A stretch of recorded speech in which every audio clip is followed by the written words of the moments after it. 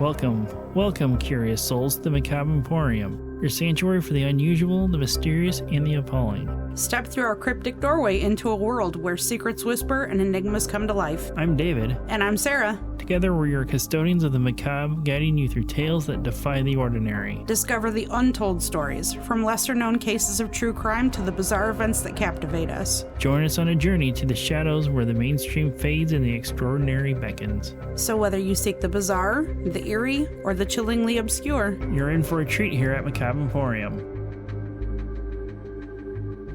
Welcome back to Macabre Emporium. This is episode 52. And if this is your first time joining us, welcome! Welcome! So getting ready for this week's episode, I came up with this idea, and I don't understand why I didn't come up with this sooner. So starting this week of January 24th, when this episode comes out, I'm starting a new Fun Facts section of quick hits, I guess you could call them, or whatever. Just little fun tiddly bits of, like, on this day in history thing. Like, some people have, like, a desk calendar where it's got, you know, a joke or something on it.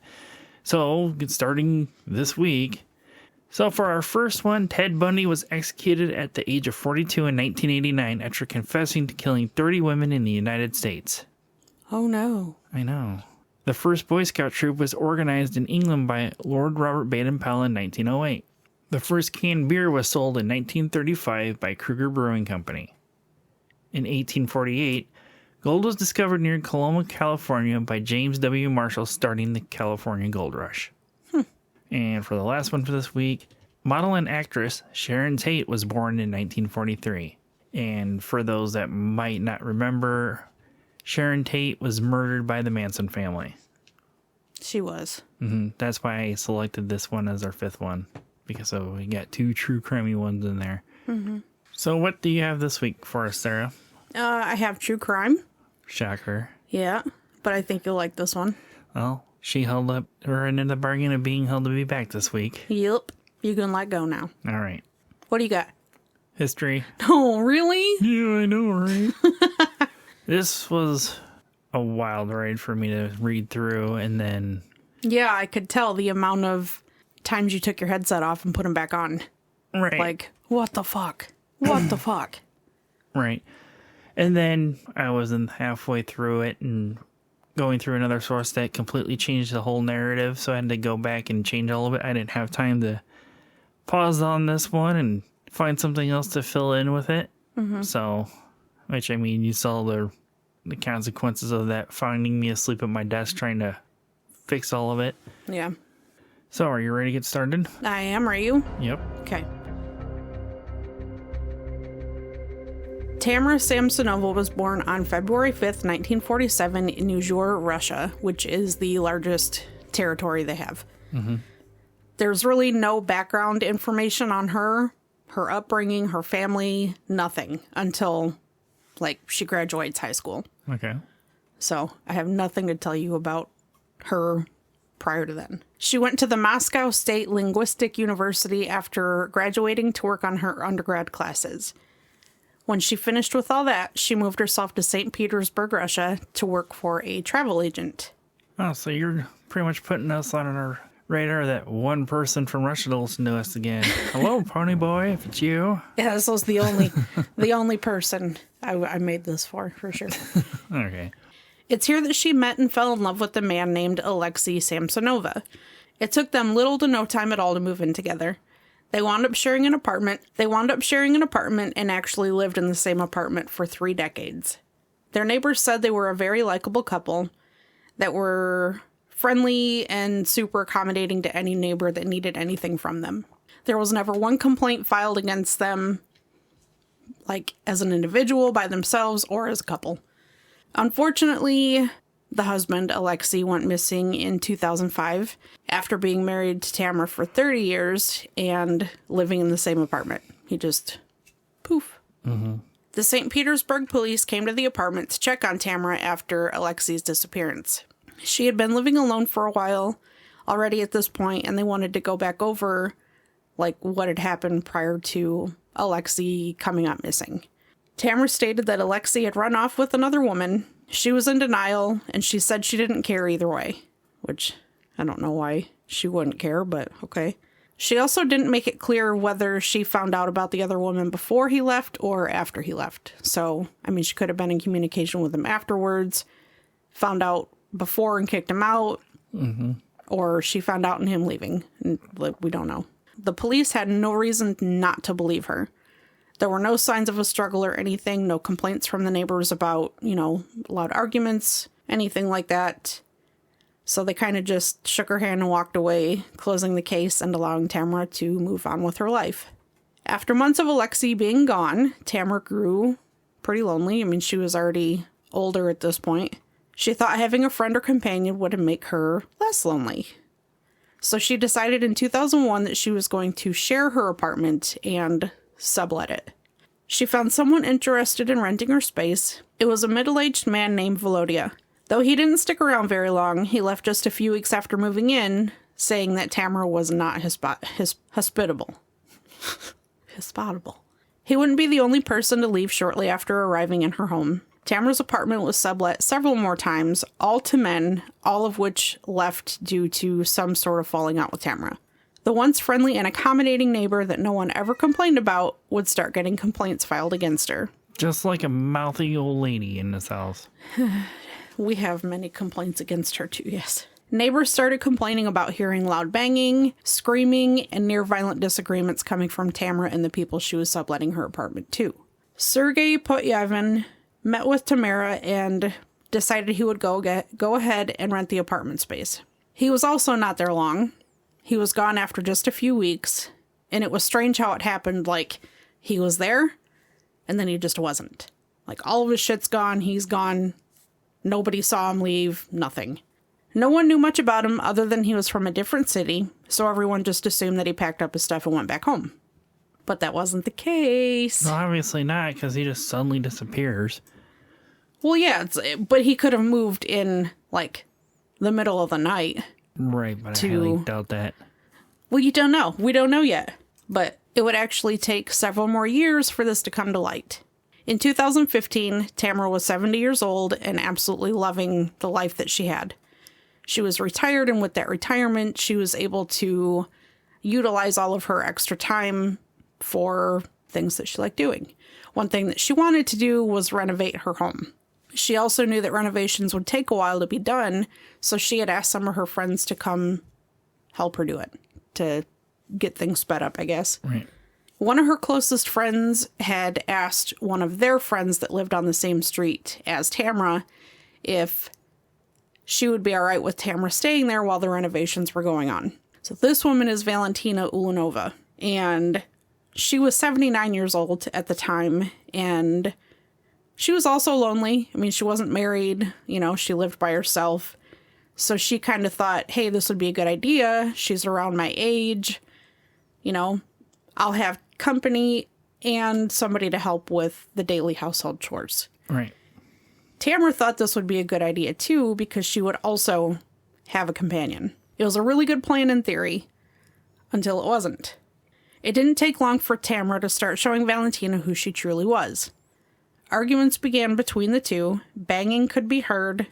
Not that kind of banging. Not the brown chicken, brown cow. Hey, I'm not going to judge. But shit getting thrown around.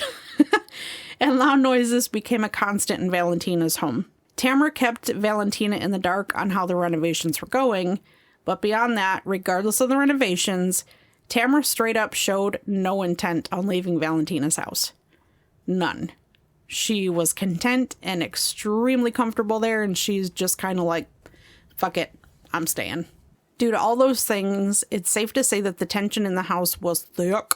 Like, thick, that shit was thick. And it continued getting thicker until it finally snapped. Tamara and Valentina began to argue about who was supposed to be doing the dishes that day. And that argument escalated to the point that Tamara felt the need to handle the problem accordingly. So we're going to fast forward a couple of days, and there was a young couple walking their dog, and noticed their dog started to just act really strange, like completely out of character. Every time they walked their dog past this pond, the dog would go berserk, like barking, trying to run down there, but Right. It can't. Obviously, they're holding its leash. This is the only place that the dog did this. The couple was curious, so they walked down to see if there was, like, another dog down there or, like, what the hell their dog is freaking out wanting. Right. And they found it. They found a ton of small plastic bags full of human remains, all of which were wrapped up in a shower curtain. The couple immediately called the police and alerted them to what they found, and the police came. When they showed up, they saw everything they needed to and went into immediate investigation mode. They questioned people in the neighborhood, and one thing that stuck out to them was that they were told that Tamara had been seen taking out garbage bags at, like, a stupid time of night. Like, in the middle of the night. Yeah. This was unusual behavior and timing for her, and nearby CCTV footage actually caught all of her trips with garbage. To the pond. Well, they caught her with the garbage. The police then went to Valentina's house to question Tamara. She remained cooperative and invited them in to look around and see what you see. Probably not the smartest thing to do on her part, because as soon as they walked in, there was evidence fucking everywhere. Like, right. Everywhere. There's stick figure men drawn on the walls of blood and Yeah. all sorts of other stupid shit. And there's a head hanging from the ceiling. I don't know. No, I'm just making shit up. Police found blood splatters on the floor of the bathroom and the kitchen. They also noticed that the shower curtain was missing. The team of police headed back to where Tamara was to confront her, but she stopped them in their tracks before they had a chance to say anything to her, and she confessed to killing Valentina. Tamara told the police that when she went to a nearby pharmacy that she picked up a prescription for phenazepam, which is Russia's version of a schizophrenia medication. And it wasn't just a couple of pills, like, it was an entire bottle of 50. She said in an interview later on, I came home and put the whole pack of phenazepam, which is the 50 pills, into her salad. I woke up at 2 a.m. She was lying on the floor, so I started cutting her into pieces. So that day, Valentina had come home, smelled dinner cooking on the stove, and saw, like, a giant bowl of fresh salad sitting on the table waiting to be eaten. And she was starving, so she just went ahead and dove right in. But, she didn't really get what was happening or what was going to happen. Probably wouldn't have suspected that, like, this bitch is trying to poison me. Yeah. Because anytime I look at a salad, that's not my first thought. What, to dive right in? Well, that and plus that someone's going to try and kill me by poisoning my salad. With your salad, yeah, of all the things. Especially when there's a giant pot of something brewing on the stove. But yeah, Valentina didn't realize what she had done until it was too late and everything went black. Nor would she realize that Tamara was just getting started. A little after 2 a.m., Tamara had picked up a hacksaw and various kitchen knives and chopped Valentina up into numerous small pieces. She stated, "It was hard for me to carry her to the bathroom. She was fat and heavy, so I did everything in the kitchen where she was laying. All of this happened while Valentina was still alive. She wasn't dead from the pills. She was just knocked out from the pills." Yeah. After dismembering her, Tamara gathered the parts and pieces and packed them all into small plastic bags. She then boiled Valentina's head and fingers in a saucepan, which at the time she did in an attempt to conceal Valentina's identity. She then wrapped all the small bags containing her former roommate in the shower curtain, drug them down the stairs into the pond where she dumped them. While she made numerous trips to the pond, she didn't realize she was leaving a trail of blood behind her all the way from the stairs to the pond. She was unable to carry Valentina's hips and legs beyond the neighbor's, yard, so she just left them there. She then returned home as if nothing had happened. With all of that out in the open, she was arrested on the spot. So she told them all of that when they confronted her in the house that had all the evidence pointing against her anyways. 2 days later, she had a court hearing.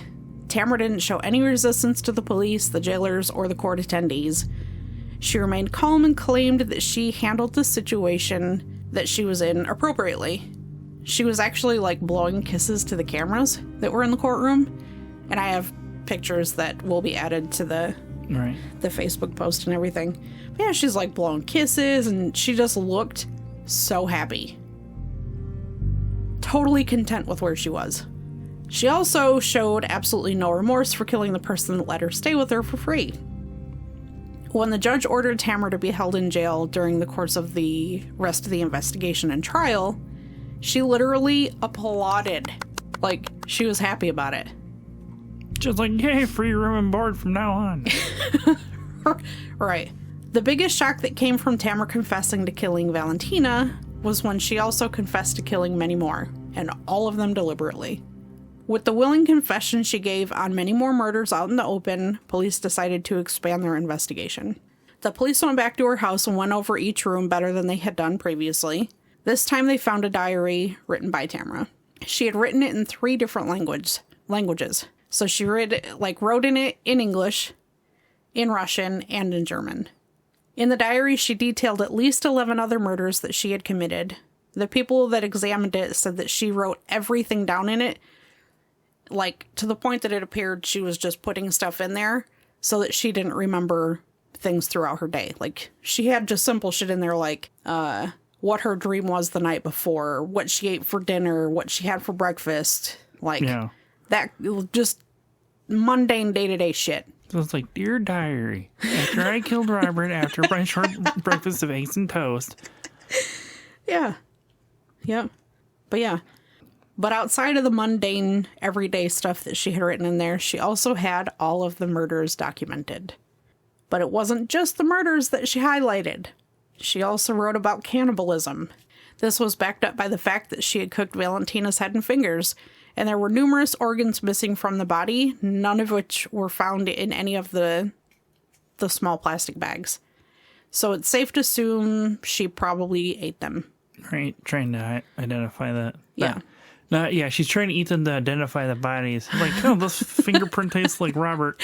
It's fingerprint. Trying to hide the identity of the bodies by eating the fingerprints and what other pieces you said she was cooking. Yeah. Once the diary became public and the media picked it up, it turned into just complete media frenzy. Everyone that reported or was interviewed by a news channel was shocked that the sweet little old lady could be such a monster. She was dubbed the Granarippy, the Granarippy.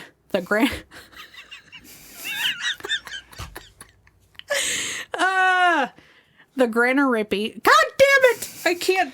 All that is staying in. She was dubbed the Granny Ripper. And there she goes. She got a family. As a play on Jack the Ripper. Right. She was also called Baba Yaga because, she was an old little witch lady that would cook and eat her victims. Right, but she wasn't living in an apartment building that we couldn't get up and walk away. True that, but the person, not the house. During the investigation, police looked into all the murders that happened and were written about in the diary. They found a common theme between them, which I think I already kind of said earlier. Most of the victims were from different towns. Most of them had no one searching for them or anyone that would report them missing. So just completely alone, single people. Right. For example, Sergei Potvin, that quickly left in 2003. Turns out she had poisoned him, dismembered him, and disposed of him, just like she did Valentina.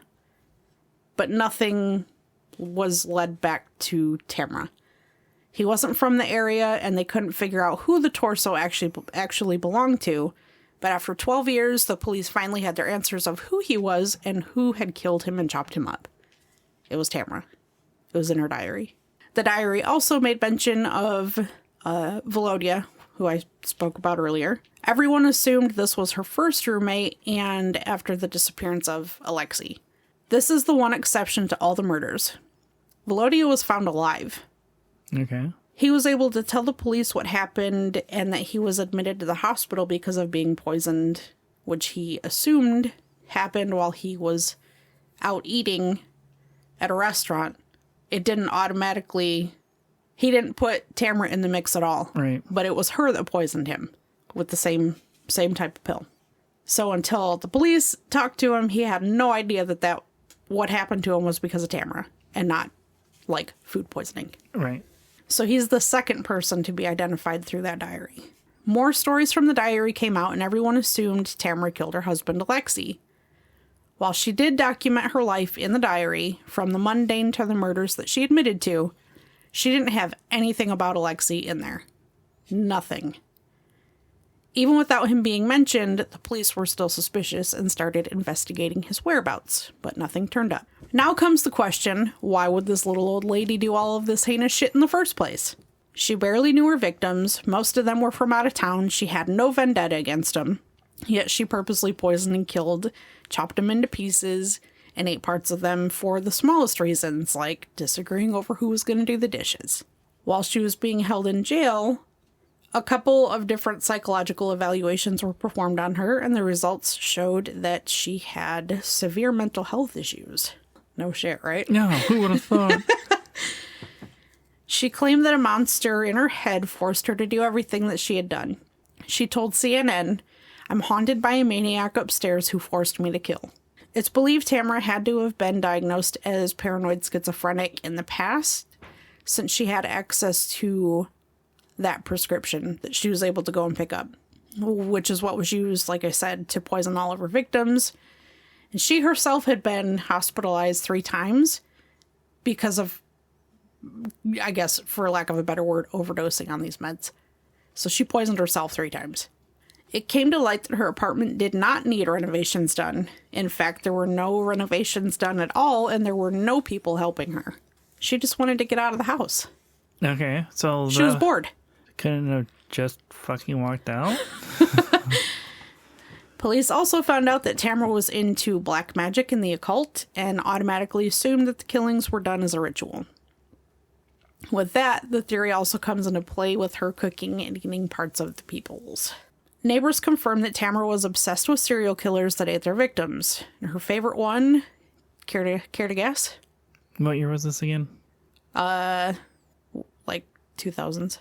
So, gonna guess Jeffrey Dahmer. Nope. No, well, it couldn't be because it's Russian. I'm sure the news wouldn't travel that far. No. True crime popularity through the internet like it does now. Andrei Chikatilo. It's her favorite. She was actually compared to him, and that absolutely made her fucking day. Oh, good Lord. But for her, like, hearing that was like somebody handing her the Holy Grail. Right. She was so happy about that. I'm like, ew, dude, we're not getting on him. Tamara stated the reason behind her killing all of these people, and that was simply because she wanted to. Right. That's what she said. Because I wanted to. Yeah, just like Ted Bundy that died on this day in 1989. She said she was sad and lonely, and going to prison would be a happy retreat for her. She'd have people around her, food handed to her. She also said that she waited for the day that she got arrested and had been preparing and waiting for that moment for over 20 years. So if you're winning and ready and wanting this, don't you think probably committing crimes faster could have put you in this spot? But she probably also wanted that notoriety part of it, too. Probably. So this is a quote directly from her. It's actually 2 quotes, but they go together, so I'm just going to read them as one. She said, "I have nowhere else to live. I'm a very old person, and I put the whole matter to rest deliberately. I have thought 77 times about it, and then decided that I must be in prison. I will die there, and the state will probably bury me. I was getting ready for this court action for dozens of years. It was all done deliberately. There is no way to live. With this last murder, I close the chapter." Yeah, because, I mean, if you wanted to go to prison so bad, why didn't you just do all that shit in front of Big Brother like that the first time instead of killing multiple other people? Yeah. Even with her confession and her confessional, which was the diary, Tamara was labeled unfit to stand trial and is currently still alive and living in a psychiatric hospital in Kazan, Russia. Alexei was never found. Easy to assume that she probably killed him the way she did everybody else. And along with the missing Alexei, Valentina's head and fingers were never found. No one's ever found them. Could you imagine living in Russia and like digging up a spot to make a new like flower bed? You're like, oh, that's weird. You There's find a a here. skull and fingers. Like I had told you, this to me when I read all the information was like Dorothea Puente meets Omaima Nelson. Right. A little bit fucked up from both. At least it wasn't Thanksgiving dinner this time. Right. And I had this stupid thought in the middle of that of an old commercial for, I think it was like ADT. Of like them trying to advertise their security systems, and it's like one house next door doesn't have one. have the security system the other one does, but the one without has like all these big giant neon signs that says we have no security or something like that. And all I'm thinking of is like something in around her windows, like a murderer lives here for some reason, because I'm a conduit of nonsense. So that like popped in my fucking head. But she wasn't in the open with what she was doing. I get it, but that's what it just came in my head about how bad she wanted to go to prison and what. Yeah, that whole thing is just stupid to me. Like, why? Right. Why not just slit somebody's throat in front of a cop and fucking be done with it? Right. But it's like Ed Kemper, he's the same way, even though he was released once, but once he got into prison for life, obviously. He was not getting back out. Right. He actually enjoys this whole structure of prison life and like never wanted to come back out after that. Career criminal, I guess. Well, it is what it is. Yep. But yeah, that's my case for today. Oh, good job. Thanks. Because you had over a week to come back in with a swing, I guess you could say. So for being gone for a week. Yeah. What you got for us this week? So I have history, and this is kind of a dark history thing that's probably doesn't get nearly as much attention that it should because of the treatment of immigrants on the southern border of the United States in the late 1910s. And currently. And ties currently into narratives being spun on national news stations. Yeah. So what this episode is this week is the deinfestation of migrant workers from Mexico. Okay. I thought you said it was bathtub riots. The bathtub riots is part of this, but okay. Once I started looking into more than the bathtub riots and how far this extended in, I was like, I had to include like all the way up to the end because this was like, what the fuck? So with all that said, like there is one section that I'm going to read word for word as it was written out in a telegram. They are not my words. I will kind of struggle with this, and I asked a couple other podcast hosts about it that deal with history topics on how they handle these kind of things. So there's a part in here with the telegram. They're not my words. This is how this telegram was written in these times, and I wanted to include it this way to paint a better picture of how people were treated in these times. And I'm assuming you don't condone what's said. You don't agree with what's said. Absolutely not. It's not like there's no other better way to put it. It's not like a full racial slur, but the way it's worded is just like, I don't know about that. Yeah. So. Okay. Thanks for the warning. Yeah. Anytime I do history episodes and I read things like this that are related to it, I mean, if it's a full racial slur, I'm not going to say it because it's not in me and in my vocabulary to say it. I will use like a first letter of that. We've all heard the words before and whatever. You know what the word is. I can't say it. Like there's one that I've deleted out of my vocabulary because of your job. Yeah. And I even get on people that I work with about like, don't fucking use that word around me. They're like, why? What's the big deal? And then I explain it to them, and then they're like, and then they try their best not to. And this is also a great example of like those who ignore history are doomed to repeat it kind of things. Okay. So if you Google historical events between 1914 and 1918, more than likely you'll find only results of World War I. But at some point in time with all of our search histories, I came across 3 words, and of course, and these 3 words were more than enough to catch my interest. Hidden in the shadows of the many battles and turning points of the war to end all wars, you will find the Bathtub Riots. In 1914, the same year that World War I would start, Mexico was in the middle of a revolution to overthrow its current dictatorship and become a constitutional republic like the United States. Mexico's revolutionary Pancho Villa would not give up his fights and execute border skirmishes. This would cause President Woodrow Wilson to mobilize troops into Mexico to protect the interests of the United States. But with the events unfolding in Europe, he would grow more concerned about World War I and withdrew the troops in 1914. Soon after, between 1915 and 1917, typhus broke out in Mexico City and began to spread. Typhus? Is that like typhoid? I will get to that. Okay. So my first reading of this, typhoid fever did come to mind, but they are actually different. Typhus fever is caused by the bacteria Rickettsia, which is transferred to humans through arthropods like lice, ticks, mites, or fleas, with symptoms of fever, headaches, and rash, and the usual onset of typhus is usually between 1 to 2 weeks after exposure. and can be associated with poor sanitary conditions. Typhus today has been stopped mostly due to modern hygiene practices and is now classified as a rare disease. Typhoid fever is caused by the bacteria Salmonella typhi, which is related to salmonella that causes food poisoning. Typhoid fever can be onset in 1 to 2 weeks as well after ingestion. Symptoms of typhoid fever include fever as high as 104.9 degrees Fahrenheit, headaches, weakness and fatigue, muscle aches, sweating, dry cough, loss of appetite, weight loss, stomach pain, diarrhea or constipation, rash, swollen stomach from enlarged liver or spleen. Damn.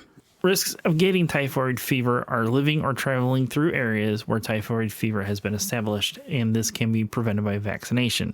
During this outbreak in Mexico City, and it was spreading, where in the United States, Thomas Callaway Lay Jr., a prominent attorney, was elected mayor of El Paso, Texas. He was described to be obsessed with cleanliness, and then probably got the best of him later on with the word of typhus on the rise in Mexico. He would go as far as wearing silk boxers, as he was informed by his friend named Dr. Klutz, no first name was given, that typhus lice does not stick to silk. And also, unfortunately, at the same time this is going on, the eugenics movement is actually on the rise in the United States. So you can't help but wonder if he had any role in if this had any role in his beliefs that Mexicans migrating into the United States in more of a like us versus them state of mind, as movies at the times would refer to Mexicans as greasers in titles and depicted them as unclean and of lower intelligence. As that entire movement was gaining popularity in these times, for those who aren't aware of what eugenics is the belief in creating a genetic and morally superior population or race by controlled breeding. These beliefs would warrant stricter control of immigration, leaving it to health inspectors to deem who was worthy to enter the United States. So this is like what was happening to the Irish immigrants in New York City at Ellis Island. This is the same thing that's going on at the same time in El Paso, Texas. Okay.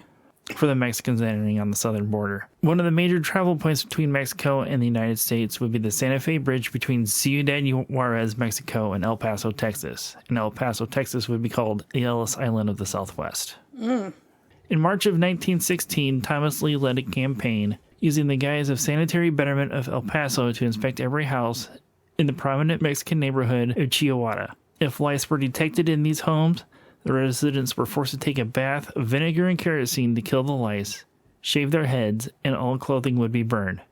The possible total number of cases of typhus found out of the 5,000 rooms inspected, only 2 were found, along with a single case of measles, rheumatism, TB, and chickenpox, out of 5,000 rooms checked. During this campaign, hundreds of adobe homes would be destroyed with the plans to replace them with American brick-style homes. However, the residents of the Chihuahua neighborhood would eventually take up arms and post snipers to keep the demolition crews that were ordered to come to destroy these homes out of the neighborhood. Lee's response was shoot to kill, according to the El Paso Herald, after ordering health inspectors to carry rifles after hearing about these snipers. And the offensive force would actually also hide on the other side of the Rio Grande River with these the people of this neighborhood shooting back at them to keep them out. Which, it's really warranted because you're coming in and destroying all these homes for no reason. Mm-hmm. Like, this is one of those things that I stayed up all night to fix because of a video I used for an outline. Mm-hmm. Painted it as like he just came in and just wanted to destroy these shit because he was so paranoid over this typhus. And all it takes is like one link to completely change a whole narrative. Mm-hmm. And this was one of those points. His fear went as far as the inmates inside the jail of El Paso were carrying lice, and this is where 27 inmates would be burned alive from the chemical baths that inmates had to put themselves and their clothing in. Around 3:30 in the afternoon, for some unknown reason, a match was struck near these these kerosene vapors. There's the historians that have looked into this deeply. They cannot find an explanation why this match was lit. My best guess is during these times, nobody has a cigarette lighter. You don't really know how dangerous and flammable, well, they probably do, but just absentmindedly went to go light a cigar, their pipe, their cigarette, or whatever, and not realizing these baths are off-gassing all these flammable vapors in this room, is my guess is what happened here. So this match is lit at 3:30, the vapors ignite, and killing 27 men, and the newspapers called it the jail holocaust, as 19 of the 27 men of those that died were Mexican or Mexican-American. Even after that tragedy of the jail fire, Thomas Lee pushed on with his fears of cleansing El Paso from lice carrying possible typhus. He would then send a telegram to Surgeon General Rupert Blue with plans to build a quarantine camp to hold immigrants for 10 to 14 days before allowing them to enter through El Paso. And this is where my warning comes into play. His telegram reads as follows. Hundreds of dirty, lousy, destitute Mexicans arriving at El Paso daily, willingly, undoubtedly bring and spread typhus unless a quarantine is in place at once. At once, the city of El Paso, backed by its medical board, state, federal, and militia officials here feel that the government should put on quarantine. Please investigate and advise me in this necessary to avoid typhus epidemic. So, like as I said, I wanted to read that word for word just to give you a better understanding of how Mexicans and the Hispanic culture was treated in these times. Mm-hmm. I don't condone those. They're not even my beliefs, even though one of the things I did read about Thomas Lee was in the 1920s. He did join the Ku Klux Klan because in these times it was a way to, get a step up in the political game or the business world, but they would use it as guys to actually what they're really doing. He attended one meeting, found out what they're really about, left, and ever since then he actually condoned the Klan and was set forth against keeping them out of El Paso, Texas. And he was also an advisor for a government official at one point before he even became mayor of El Paso. Dr. B.J. Lloyd, El Paso's public health officer, felt this was a bit too extreme and the possibility of a typhus outbreak was extremely low and opposed this quarantine camp, but suggested opening delousing plants instead. The federal government also agreed that a quarantine camp wasn't needed, but they did send $6,000 or $134,000 today in 2024 to build these delousing plants. So this is where I'm getting into some of the process of what's going on. This is not all how it all started off with, but I wanted to keep it together of the entire process. Yeah. So men, women, and children would be separated and funneled into 3 separate buildings. And this is all under the bridge before they can enter the United States. Those deemed as second-class citizens had to strip naked. Their clothes would be sent to a steam dryer and then fumigated in a gas room with hydrogen cyanide.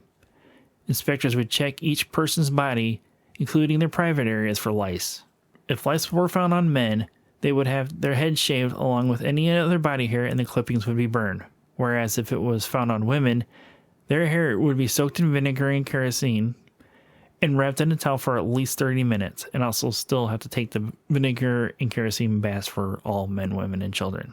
Now, I tried to find what kind of effects this had on the body, or if there was any descriptors of what it felt like. I couldn't find anything on it. I'm sure it wasn't good. Oh, I know, but, I just wanted to try and include words of people that had to deal with it to get a better idea what it was like. But I could not find anything. But I'm sure it burned, Oh, yeah, it had at points. These steps would actually be repeated until no lice would be detected. Once past this step, they would then again be bathed, but this time with soap and kerosene. After this, they would redress in their sanitized clothing if the steam dryers didn't melt any of it, and be given a vaccination, and then would receive paperwork stating name, age, sex, date of inspection, and how many children they had with them under the age of 10. From here, they would proceed to the immigration offices to be examined once again. Here, their eyelids would be checked for trachoma, aka pink eye, conjunctivitis. Some would be asked to be simple children's puzzles, basic math equations, and to write a few sentences to check literacy. So all the puzzles and literacy test type things, those were added later on in the 1920s with stricter immigration regulations that would come on.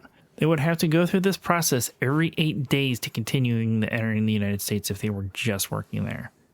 And this is like right on the border, so there's people of Ciudad Juarez that are making this trip daily just to come and work. But those who were looking for extra money would endure this process multiple times and resell the tickets to those who didn't want to go through the infestation process. So there's a way to make money. Somebody will always find it.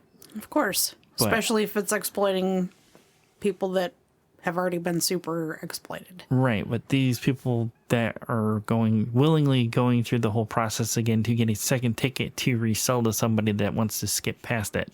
Another thing that was added later on in an immigration reform bill, the U.S. Department of Health would actually end up writing out a list of those immigrants could be turned away for these reasons.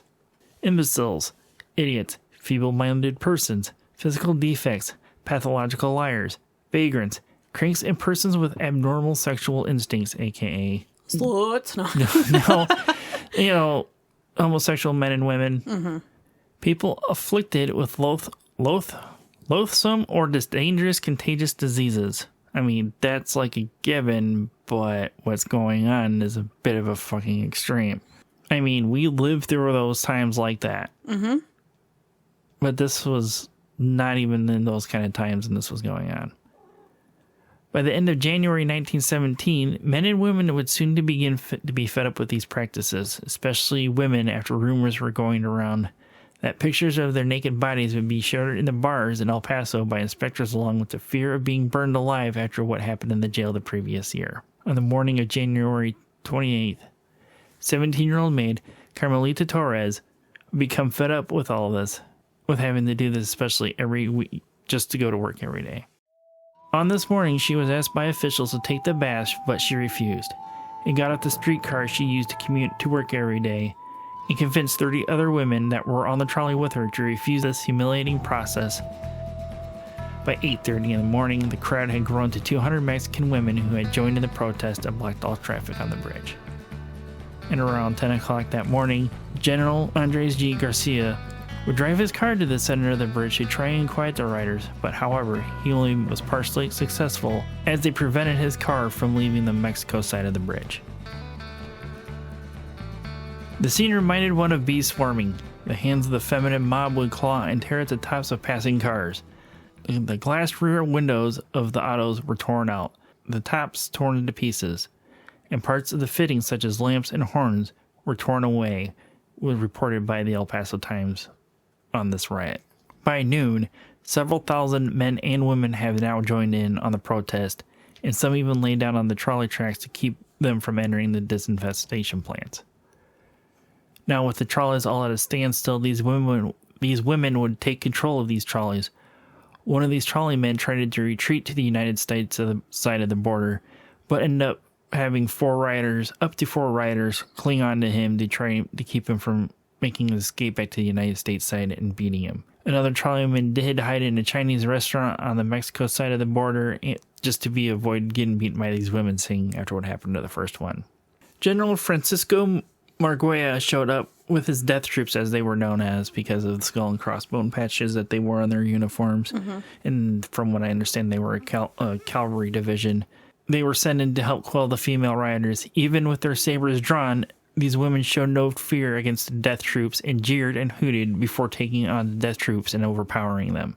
When the U.S. immigration and health workers tried to disperse the crowd, they were met with a volley of bottles, rocks, and insults. By that afternoon, it was made clear that nobody was harmed that were currently in the baths, and the crowds finally decided to disperse after the mounted cavalry soldiers on the United States side and the Mexico side of the border showed up, despite rumors of somebody being shot.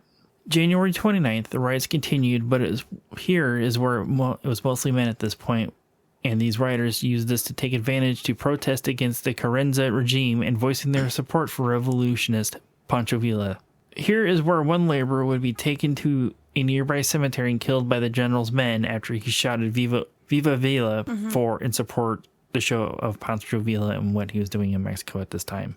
With the migrant workers not coming in after 2 full days, business owners and households without laborers would consult with the local Chamber of Commerce of El Paso to resolve this issue at the border, as most are refusing to come to work at this point. Officials would clarify those who aren't infected can pass without having to bathe, and their certificates would be valid for a week. Just a week? No, it was like 8 days to do it, so might as well. It's basically still just a week. These riots lasted for 3 days total, and at the end of January 30th, 1917, after 2 men and 1 woman were arrested for assaulting a customs officer and a soldier on the American side, and no other violence was reported after this. This 1 woman was arrested would end up being Carmelita Torres, the 17-year-old that started all this. Mm-hmm. And her whereabouts were unknown after she was arrested, as historians cannot find anything other than her being arrested, and that's it. Trail just drops off from there. They don't know if she was ever released. She was killed later on in jail for starting this riot or anything. That's it. That's all I know. Like, they don't even have any pictures of her of any type. Even with the riots, Carmelita Torres would be hailed as the Latina Rosa Parks for her actions. Her name soon would be forgotten, that this infestation process would continue on, and over 100,000 Mexican immigrants, either for work or for a better way of life, would still have to go through this process in 1917 alone.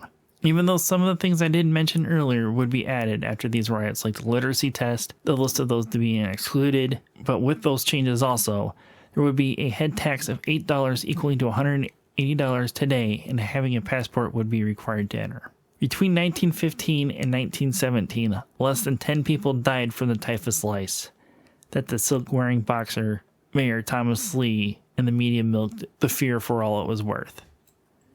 And also, at this time, the people of El Paso had an irrational fear that the Germans were going to attack through Mexico. I tried to look more into... Like the Germans were going to come through Mexico? Mexico to invade the United States during World War I. That's a little far-fetched, but okay. Well, like World War I, nothing ever happened on a scale at this time at that point. So I don't see how... I couldn't try and find anything how that got started. Mm-hmm. But it was probably one of those things one person said, and then they told two people, and then they told two people. So now all the city of El Paso is worried about this. The following year still focused solely on what was coming in from the southern border, but the real threat would actually come in from within the borders of the United States. Of course it would. What do you think it is? I honestly don't know. So in the first week of October of 1918, 1,300 soldiers stationed at Fort Bliss contracted the Spanish flu. Of course it did. There would be 10,000 cases of the Spanish flu in its population of El Paso's 77,560 residents by the end of November of that year. So in less than a month's time, 10,000 people out of 77,000 got infected with the Spanish flu, which came over from Europe because of World War I. Mm-hmm. Even after this typhus scare, Mexicans crossing into the United States would still have to go through the de-infestation process, whereas the hydrogen cyanide would later be replaced with a cheaper, commercially produced Zyklon B, which would be used for much darker reasons than pest control in the 1940s after a German doctor, Gerhard Peters, wrote an article for a pest control journal, included photos of the fumigation chambers, the gas chambers where the clothing was kept at the El Paso plants, and his report included how effective Zyklon B was used for killing lice, suggested this practice for their concentration camps for similar pests. But we all know what actually happened with Zyklon B. For those that don't. Zyklon B was the gas that was used to kill 6 million Jews during World War II. Okay. I figured they could piece that together, but just in case they can't. Right. That was the one little fact that fucked my mind for over an hour into thinking about that. Something that we did to kill bugs basically almost erased an entire human race, so that in a roundabout way we almost could be responsible for that. But we also aren't, because we weren't using it for that. Some other sinister motherfucker decided to use that for it instead. But moving on from that, and I'm not trying to ignore that it happened. Mm-hmm. It's one of those things like the Girl Scout cookie episode. Yeah, I know. About to lose my shit. But anyway, these border disinfestation practices would be carried on during World War II with the Bracero program, where migrant farm workers would come into the United States while U.S. men were off fighting the war. These workers would be sprayed down with a white powder known as dichlorodiethylene trichloroethane, or DDT. How the hell can I say that? I have no clue. I can say that, but I had a hell of a time last year trying to get the word physician out. It's all right. Or what other word that was in previously in this episode that I had tried to get out, and I was like, that. Oh, rickettsia? Yeah. Yeah, I don't know.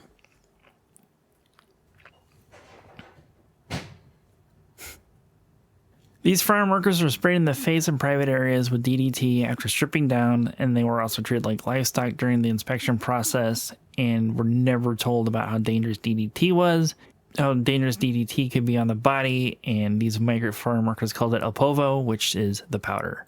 Sorry, I don't have many remarks for this because I'm I could tell annoyed. because you've been silent all the way through this one so far. So I'm just like, oh, she's going to have a lot to say at the end of this. So high doses exposures to DDT short-term wise can cause vomiting, tremors, shakiness, and seizures. Long-term effects to DDT have been linked to breast cancer, lymphoma, leukemia, pancreatic cancer, diabetes, decreased sperm quality, spontaneous abortion, impaired neural development in children, and has been associated with asthma and chronic bronchitis. So literally everything you don't fucking want. Yeah. An early onset of Parkinson's disease and Alzheimer's. DDT would actually be banned in the United States in 1972 for agricultural use, and other developed countries would soon follow suit after the impact it has been having on humans and wildlife after it broke down to DDE, for some unknown reason, it is actually pronounced the same exact way as DDT, as it's losing its hydrogen chloride bond due to evaporation into the air and water. Even the staff at Socorro, Texas, where a lot of this DDT deinfestation was going on, weren't even aware of how dangerous it was, as Ines Franquez Ignacio said that when she worked there as a clerk, she would recall that some of the staff never gave very much thought about it when they were being told they were being disinfected for lice, because at this point it was just a common thing going on the southern border of the United States. But they did think it was very much like what the Nazis did to the Jews during the war. Because of the head shaving and the delousing process and whatnot. Mm-hmm. When the Bracero program ended in 1964, health officials finally acknowledged that DDT was dangerous and the fumigations and baths would finally come to an end. Even today, we still see the same fear-mongering narratives being spun on the news networks about those coming into the United States wanting a better life being looked at as Tom Lee did in 1917. Yeah. You ever have moments where you're like, God, I wish I wasn't American? Like, this is hearing this is one of those moments. Yeah, when we fucking suck. Mm-hmm. History is written by the victors on what happened, and you have to go dig deep in the shadows to find the truth. Yeah.